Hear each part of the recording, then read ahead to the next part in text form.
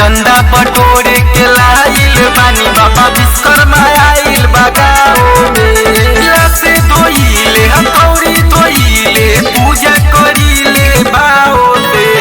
चंदा बटोरे के लाइल बानी पंडाल बनल बगाओ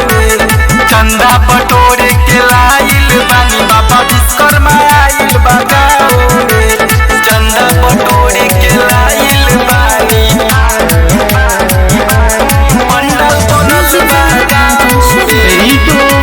रिकॉर्डिंग स्टूडियो दिल्ली। बाबा विश्वकर्मा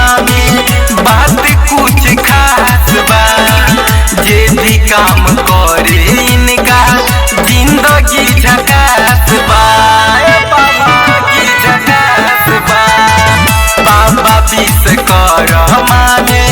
बात कुछ खास बा जे भी काम करे इनका जिंदगी झकास बा गाड़ी धोइले मशीन धोइले पूजा करिले भाओ गाड़ी धोइले मशीन धोइले पूजा करिले भाओ चंदा बटोरी के लाइल बानी पंडाल बनल बा गाओ चंदा बटोरी के लाइल बानी बाबा विश्वकर्मा आइल बताओ चंदा बटोरी के लाइल बानी पंडाल बनल बा गाओ रिकॉर्डिंग स्टूडियो दिल्ली। खुश बनिए कहना की केतना बताई बाबा विश्वकर्मा सही कृपा देखाई कृपा देखाई खुश बनिए कहना की केतना बताई बाबा विश्वकर्मा सही कृपा देखाई